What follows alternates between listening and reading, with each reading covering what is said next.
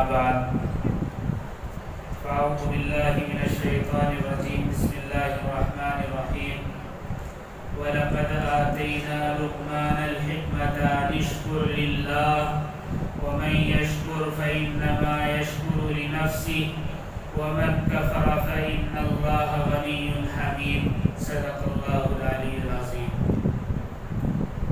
میرے عزیز دوستوں اور ساتھیوں، میں نے ایک آیت آپ کے سامنے پڑھی ہے جس کا ترجمہ ہے، اور یقیناً ہم نے لقمان کو حکمت عنایت فرمائی تاکہ وہ اللہ کا شکر ادا کریں، اور جو شکر ادا کرتا ہے وہ اپنے ہی بھلے کے لیے شکر ادا کرتا ہے، اور جو ناشکری کرے وہ جان لے کہ اللہ بے نیاز اور تعریفوں والا ہے۔ اس میں اللہ رب العزت ایک برگزیدہ ہستی کا تذکرہ فرما رہے ہیں جن کا نام حضرت لقمان ہے۔ پہلے جان لیتے ہیں کہ حضرت لقمان کون ہے۔ کچھ کہتے ہیں کہ پیغمبر ہیں، کچھ کہتے ہیں کہ نہیں، دانا تھے یا حکیم تھے۔ حضرت ابن عباس رضی اللہ تعالیٰ عنہ فرماتے ہیں کہ حضرت لقمان علیہ السلام حبشی تھے، یعنی سوڈان کے رہنے والے تھے اور غلام تھے۔ پیشے کے لحاظ سے کارپینٹر تھے، یعنی بڑھی تھے۔ حضرت جابر رضی اللہ تعالیٰ عنہ فرماتے ہیں کہ حضرت لقمان علیہ السلام پستہ قد تھے، یعنی چھوٹے قد کے تھے اور اونچی ناک والے تھے۔ کچھ نے کہا ہے کہ موٹی ناک والے تھے، کسی نے کہا کہ بھدی ناک والے تھے اور موٹے ہونٹ والے تھے۔ حضرت مجاہد فرماتے ہیں کہ لقمان نبی نہیں تھے، اللہ کے نیک بندے تھے، سیاہ فام غلام تھے۔ آپ جانتے ہیں کہ سوڈانی کس طرح کے ہوتے ہیں، ان کی رنگت کالی ہوتی ہے۔ حضرت مجاہد فرماتے ہیں کہ لقمان جو تھے موٹے ہونٹوں والے اور بھرے قدموں والے تھے، یعنی موٹے موٹے قدموں والے تھے۔ اسی طرح ایک بزرگ گزرے ہیں، ان کا نام ہی بزرگ ہے، عالم۔ حضرت بزرگ فرماتے ہیں کہ بنی اسرائیل میں حضرت لقمان علیہ السلام قاضی تھے۔ بہرحال یہ کس زمانے میں تھے؟ عام طور پر علماء کا اتفاق یہ ہے کہ یہ قوم عاد سے تھے، کچھ کہتے ہیں کہ نہیں قوم سمود سے تھے، کچھ کہتے ہیں کہ نہیں قوم سمود کے بادشاہ تھے، کچھ کہتے ہیں کہ نہیں قوم سمود پر جب عذاب آیا تو ان میں جو مومن بچ گئے ان میں سے تھے، اور کچھ راوی کہتے ہیں کہ یمن کے بادشاہ تھے حضرت لقمان علیہ السلام۔ لیکن علماء جمہور کی رائے یہ ہے کہ یہ حضرت ابراہیم علیہ السلام سے ان کا تعلق تھا، یعنی خاندانی تعلق۔ ایک عالم ہے محمد بن اسحاق رحمۃ اللہ علیہ، انہوں نے اپنی تحقیق لکھی ہے اور اس تحقیق کو پیش کر کے انہوں نے حضرت لقمان کا حسب بیان کیا ہے۔ وہ بتاتے ہیں کہ حضرت لقمان جو ہے لقمان بن باعور بن باحور بن تاریخ، یہ تاریخ کے بارے میں کہتے ہیں کہ حضرت تاریخ جو تھے حضرت ابراہیم علیہ السلام کے والد تھے۔ قرآن میں کہا گیا ہے کہ آزر والد تھے، لیکن انہوں نے یہ بات بیان کی ہے کہ اس زمانے میں یا عربوں کے یہاں چچا کو والد کا ہی درجہ دیا جاتا تھا۔ چونکہ تاریخ کا انتقال ہو گیا تھا تو حضرت ابراہیم کی پرورش آزر نے کی، یعنی چچا نے کی، تو حقیقی اعتبار سے آزر والد نہیں ہے بلکہ تاریخ والد ہے۔ تاریخ جو ہے ان کی نسل سے حضرت لقمان علیہ السلام ہے۔ ایک بات اور بھی ہے، بعض علماء فرماتے ہیں کہ نبی کا بیٹا تو کافر ہو سکتا ہے لیکن نبی کا باپ کافر نہیں ہو سکتا، والد کافر نہیں ہو سکتے، اس لیے کہ جو سلم چلا آ رہا ہے، یعنی جو نور نبوت اوپر کسی کافر کی پیشانی میں نہیں رکھا جا سکتا. جیسے کہ حضرت عبد المطلب وہ کسی کی پرستش نہیں کیا کرتے تھے، حالانکہ یہ علم نہیں تھا کہ خدا کون ہے اور حقیقی دین ابراہیمی کیا ہے، اس کا علم نہیں تھا. اسی طرح حضرت عبداللہ یعنی آپ صلی اللہ علیہ وسلم کے والد کو کسی نے نہیں دیکھا کہ انہوں نے کسی بت کے آگے یا کسی چیز کے آگے سر جھکایا ہو یا کسی کی پرستش یا پوجا کی ہو. اس سے ہو سکتا ہے کہ یہ بات حضرت محمد بن اسحاق کی درست ہو کہ تاریخ جو ہے حضرت ابراہیم کے والد ہیں. بہرحال بعض مورخین نے لکھا ہے کہ حضرت ایوب علیہ السلام جو نبی گزرے ہیں ان کے بھانجے حضرت لقمان علیہ السلام تھے. کچھ مورخین کہتے ہیں کہ نہیں، حضرت لقمان علیہ السلام حضرت ایوب کے بھانجے نہیں بلکہ خالہ زاد بھائی تھے، کزن تھے. بہرحال جو بھی ہو، لیکن ان کا زمانہ کون سا ہے؟ علماء جمہور کہتے ہیں کہ یہ سمود کے بعد یعنی حضرت ابراہیم علیہ السلام کی نسل سے ہی تھے، یعنی حضرت ابراہیم کے جو دوسرے بھائی تھے ان کی نسل سے تھے، اور اللہ نے ان کو 1000 سال عمر عطا فرمائی تھی، جس کی وجہ سے حضرت داؤد علیہ السلام کے زمانے تک یہ حیات رہے. اس سے اندازہ ہوتا ہے کہ واقعی حضرت ابراہیم علیہ السلام کے خاندان سے ہوں گے. بہرحال حضرت لقمان علیہ السلام بنی اسرائیل میں فتویٰ دیا کرتے تھے، مفتی تھے. مفتی کا مطلب یہ نہیں کہ جیسے آج کل مفتی ہوتے ہیں یعنی دین کے مسائل بتاتے ہیں، بلکہ قاضی تھے یعنی جج تھے. لیکن جب حضرت داؤد علیہ السلام کو اللہ نے نبوت عطا فرمائی تو حضرت لقمان علیہ السلام نے فیصلہ دینا بند کر دیا، فتویٰ دینا بند کر دیا کہ اب نبی موجود ہیں لہٰذا میری ضرورت نہیں ہے.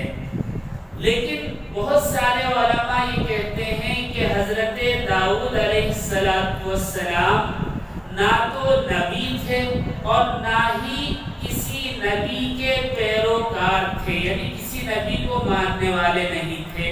ان کی دلیل یہ ہے کہ حضرت لقمان علیہ السلام نے جو نصیحتیں کی ہیں اس میں یہ نصیحت تو سب سے پہلے ہے کہ اللہ کے ساتھ کسی کو شریک نہ ٹھہراؤ، لیکن کہیں بھی کسی آسمانی کتاب کا یا کسی پیغمبر کا کسی نبی کا تذکرہ ان کی نصیحت میں نہیں ملتا. بہرحال یہ سچ ہے یا نہیں، لیکن یہ بات سچ ہے کہ حضرت لقمان علیہ السلام کو اللہ نے حکمت عطا فرمائی. حکمت کہتے ہیں عقل مندی کو، سمجھداری کو، معاملہ فہمی کو اور مسائل کا درست تدارک کرنے کو.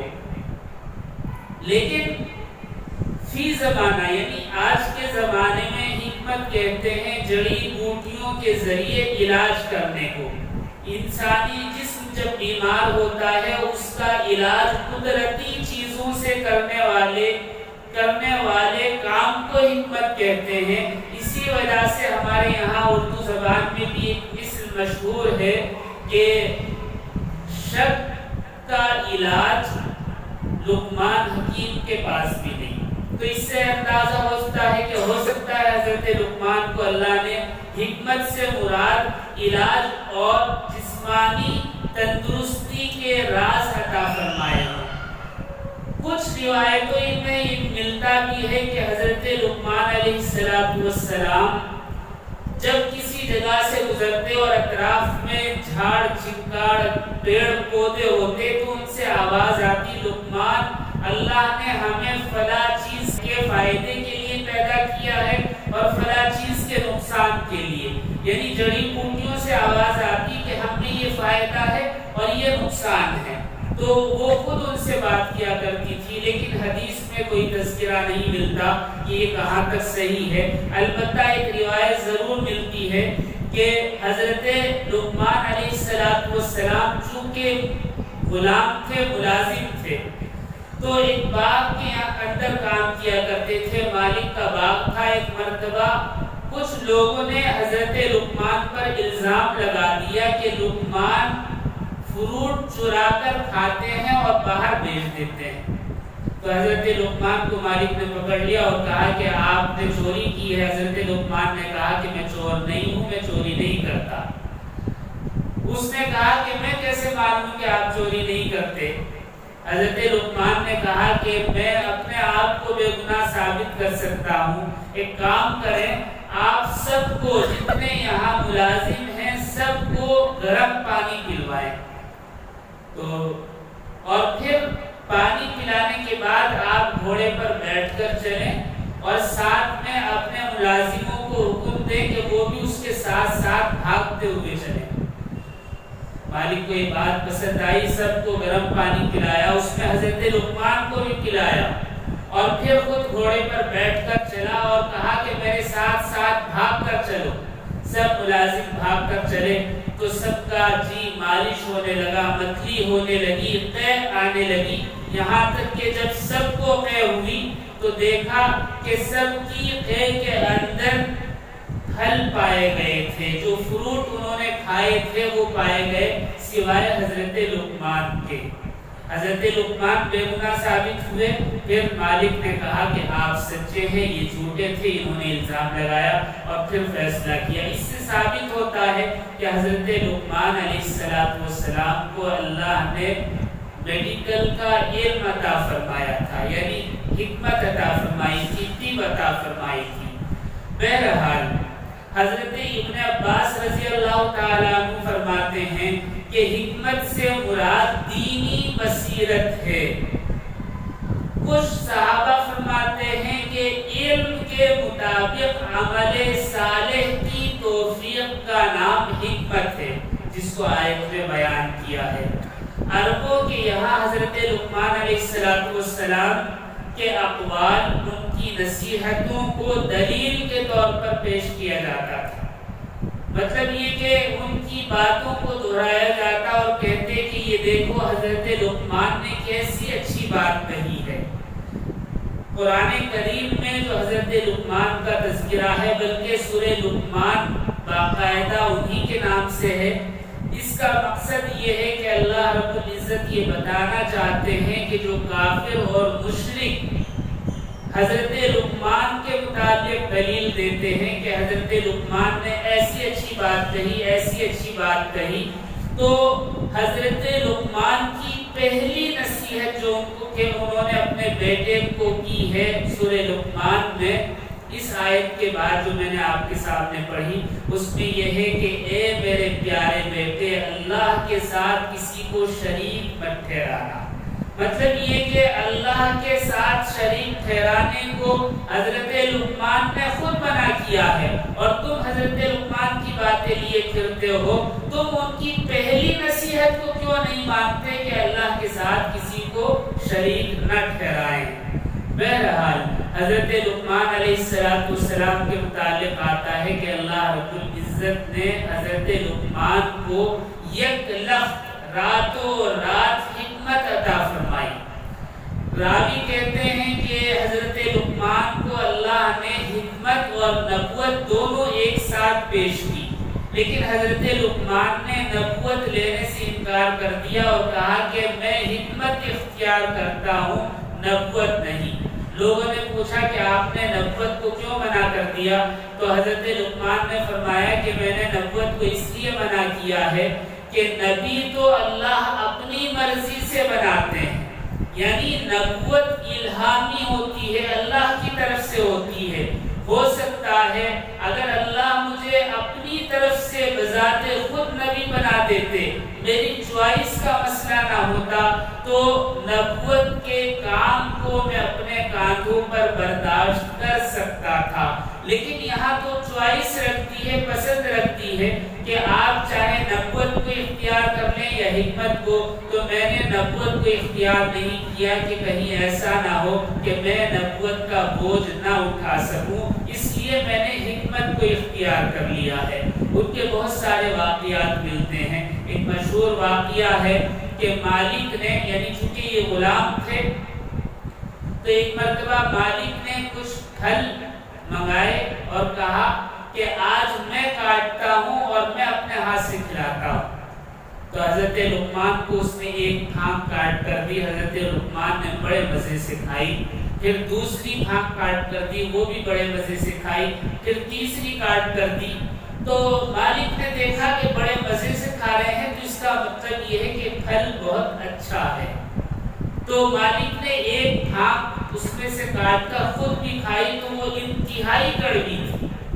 اس نے کہا کہ اتنی کڑوی چیز اور تم بڑے مزے سے لے کر کھا رہے ہو، آخر کیا وجہ ہے؟ تم نے یہ کیوں نہیں کہا کہ یہ کڑوی ہے؟ تو حضرت لقمان نے کہا کہ مجھے شرم آئی، جس ہاتھ سے روزانہ میں میٹھی اور اچھی چیزیں کھاتا ہوں، آج اگر اس ہاتھ سے کڑوی چیز مل گئی تو میں اس پر ناشکری کروں اور بتاؤں کہ یہ کڑوی ہے اور نہ کھاؤں، مجھے شرم آتی ہے۔ اللہ اکبر، یہ حکمت کی بات ہے۔ کسی نے حضرت لقمان سے پوچھا کہ آپ غلام ہیں، چرواہے ہیں، یعنی پہلے آپ نے بکریاں چرائی تھی، تو آپ اس مقام پر کیسے پہنچ گئے؟ یعنی لوگ آپ کے پاس جمع ہوتے ہیں اور آپ سے حکمت کی باتیں معلوم کرتے ہیں۔ تو حضرت لقمان نے فرمایا کہ دو ہی وجہ سے، ایک تو یہ کہ میں جھوٹ نہیں بولتا، سچ بولتا ہوں، اور دوسرا یہ کہ میں بے جا گفتگو نہیں کرتا، یعنی بغیر ضرورت کے بات نہیں کرتا۔ ایک دوسری روایت میں ہے کہ اللہ کے فضل سے ایک وجہ، دوسری وجہ یہ کہ میں جھوٹ نہیں بولتا، تیسری وجہ یہ ہے کہ میں بغیر کسی ضرورت کے بات نہیں کرتا، اور چوتھی بات یہ کہ میں ہمیشہ سچ بولتا ہوں، میں خاموش رہنے کو پسند کرتا ہوں لیکن جھوٹ نہیں بولتا۔ اللہ نے اس لیے مجھے مقام عطا فرمایا۔ حضرت لقمان کے بہت سارے واقعات ہیں، چونکہ آپ غلام تھے تو ایک مرتبہ مالک سو رہا تھا، حضرت لقمان علیہ السلام رات میں جاگ رہے تھے۔ حضرت لقمان علیہ السلام نے مالک کو اٹھایا اور کہا کہ آپ اللہ کے آگے سجدہ کریں، اللہ کے آگے سر رکھیں، اس لیے کہ رات کے وقت جو مانگا جاتا ہے اللہ تعالیٰ عطا فرماتے ہیں۔ مالک نے کہا کہ مجھے نیند آ رہی ہے، سونے دو۔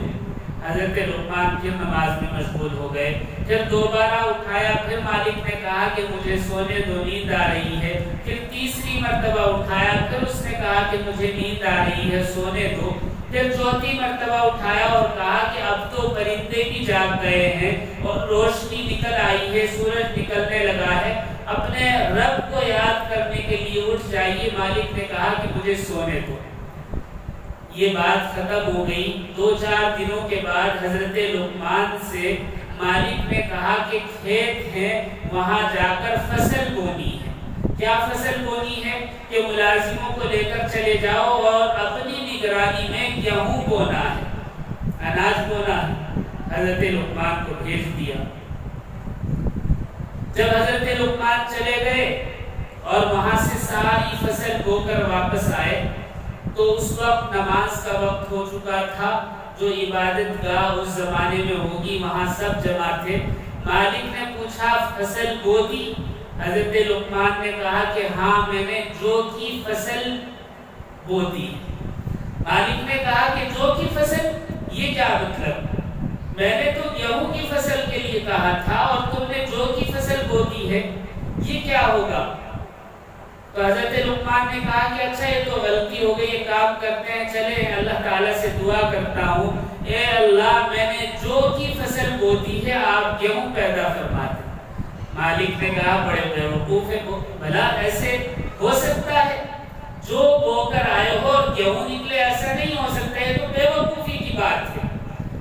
تو حضرت لقمان نے کہا کہ آپ دنیا میں بے عقلی کریں، اللہ کی نافرمانی کریں، اللہ کے آگے سر نہ جھکائیں اور امید رکھیں کہ آپ کو اللہ رب العزت آخرت میں انعامات عطا فرمائیں گے اور جنت عطا فرمائیں گے، یہ کیسے ہو سکتا ہے؟ مالک نے کہا کہ بالکل سچ کہا، میں نے غلطی کی تھی۔ بہرحال حضرت لقمان حکیم کی یہ حکیمانہ باتیں تھی۔ کسی ایک مرتبہ کچھ مہمان آئے تو حضرت لقمان سے مالک نے کہا کہ آپ بکری ذبح کریں اور اس میں جو ہو وہ پکا کر لے کر آئے۔ حضرت لقمان نے بکری ذبح کی اور زبان اور دل پکا کر لے کر آ گئے۔ مالک نے پوچھا کیا پکایا ہے کہ زبان اور دل پکایا ہے۔ مالک کو بڑا اچھا لگا۔ اس نے دوسرے دن کہا کہ آج بھی بکری ذبح کریں اور اس میں جو سب سے بری چیز ہو وہ پکا کر لے کر آئیں۔ تو حضرت لقمان اس دن بھی زبان اور دل پکا کر لے کر آ گئے۔ تو مالک کو بڑا تعجب ہوا۔ اس نے کہا کہ اچھی چیز کہا تو زبان اور دل لے آئے اور بری چیز کہا تو بھی زبان اور دل لے آئے، یہ کیا وجہ ہے؟ حضرت لقمان نے فرمایا کہ مالک اگر زبان اور دل اچھے ہیں تو اس سے بہتر کچھ نہیں ہے، اور زبان اور دل خراب ہیں تو اس سے برے کچھ بھی نہیں ہے۔ اللہ، یہ ہے وہ حکیمانہ باتیں۔ بہرحال آیت میں آگے کہا گیا ہے وَمَن يَشْكُرْ فَإِنَّمَا يَشْكُرُ لِنَفْسِهِ، جو شکر ادا کرے گا تو وہ اپنی ذات کے لیے ہے، یعنی اس کا شکر ادا کرنا اپنے لیے ہے۔ اللہ کی ذات کو اس کا شکر ادا کرنا کوئی فائدہ نہیں پہنچاتا۔ یہاں پر مجھے ایک لطیفہ یاد آ گیا۔ حکمت اور شکر شوہروں کو تو یاد رہتا ہے، باقی کسی کو نہیں۔ آج کے زمانے میں ایک شوہر بار بار اپنے گھر سے باہر چلا جاتا تھا، بیوی انتظار کرتی رہتی، گھر کی ضرورت کا سامان ہوتا، کوئی اور بات ہوتی، لیکن گھر میں نہیں رکتا تھا، ضرورت کے وقت بھی نہیں اور ویسے بھی نہیں۔ تو ایک مرتبہ کچھ سامان بتایا تو وہ لانا بھول گیا اور آیا بہت رات ہے۔ بیوی تھک کر انتظار کر کے بیٹھ گئی، غصہ بھی آ رہا تھا۔ جب گھر میں داخل ہوا تو بیوی نے جھاڑو اٹھائی۔ اب جب جھاڑو اٹھائی تو شوہر نے ہاتھ اٹھائے اور کہا اے اللہ، آپ کا لاکھ لاکھ شکر ہے کہ آپ نے مجھے ایسی بیوی عطا فرمائی ہے جو اتنی رات گئے بھی صفائی کا اتنا خیال رکھنے والی ہے۔ بہرحال یہ تو ایک لطیفہ تھا، یعنی سمجھداری ہماری یہاں ہوتی ہے۔ اس کے اپوزٹ ایک اور لطیفہ ہے ناشکری کا۔ ہم میں ناشکری آ گئی ہے اس لیے کہ جب ہم رب کا شکر ادا نہیں کرتے تو دوسری چیزوں میں بھی ناشکری ہم میں آ جاتی ہے۔ ایک شوہر جو تھا وہ اپنی بیوی کو پسند نہیں کرتا تھا، وہ کیسے ہی کپڑے پہن لے کچھ بھی تو اس کی تعریف نہیں کرتا تھا، برائی کرتا تھا۔ ایک مرتبہ بیوی نے سوچا کہ کچھ بھی ہو آج اس کے منہ سے ضرور تعریف نکلوانی ہے، تو بہترین ساڑی پہنی، خوب اچھی چوڑیاں پہنی، خوب میک اپ کیا، بال درست کیے اور سج سنور کر اس کے سامنے آئے اور پوچھا کہ دیکھو۔ تو شوہر نے دیکھا اور کہا کہ ماشاءاللہ ساڑی بہت اچھی ہے۔ اس نے کہا کہ آج تو تعریف کر رہے ہیں۔ پھر کہا کہ میک اپ بھی بہت اچھا کیا ہے، بال بھی بہت اچھے سنوارے ہیں اور چوڑیاں بھی بہت اچھی پہنی ہیں، سینڈل بھی بہت اچھے ہیں، لیکن پھر آخر میں کہا لیکن تو اچھی نہیں لگ رہی ہے۔ تو بہرحال یہ معاملہ ہے ہمارا شکر گزاری اور ناشکری کا۔ اللہ رب العزت نے صاف ارشاد فرما دیا وَمَن يَشْكُرْ فَإِنَّمَا يَشْكُرُ لِنَفْسِهِ، جو اللہ کا شکر ادا کرے گا تو وہ اللہ کو کوئی فائدہ نہیں پہنچائے گا، بلکہ یہ شکر گزاری اس کے اپنے مطلب کے لیے ہے، اپنے فائدے کے لیے ہے۔ وَمَن كَفَرَ فَإِنَّ اللَّهَ غَنِيٌّ حَمِيدٌ، اور جو ناشکری کرے، کفر کرے، انکار کرے تو بے شک اللہ تعالی غنی ہے، حمید ہے۔ غنی کا ترجمہ اکثر مفسرین نے بے نیاز کیا ہے۔ اس کی وجہ یہ ہے کہ اگر اللہ کی ناشکری کریں تو اللہ رب العزت غنی ہے، مالدار ہے، یعنی ہر مخلوق، ہر چیز اللہ کی محتاج ہے، اللہ کسی کے محتاج نہیں ہے، اس لیے یہاں غنی کا لفظ استعمال ہوا ہے۔ اور آخر میں کہا حمید، یعنی اگر کوئی اللہ کی تعریف کرے یا نہ کرے لیکن پھر بھی اللہ رب العزت کی ہی تعریف کی جائے گی، حقیقی تعریف اللہ ہی کی ہے۔ اللہ رب العزت ہمیں اپنی نعمتوں پر شکر گزاری کی توفیق عطا فرمائے۔ وآخر دعوانا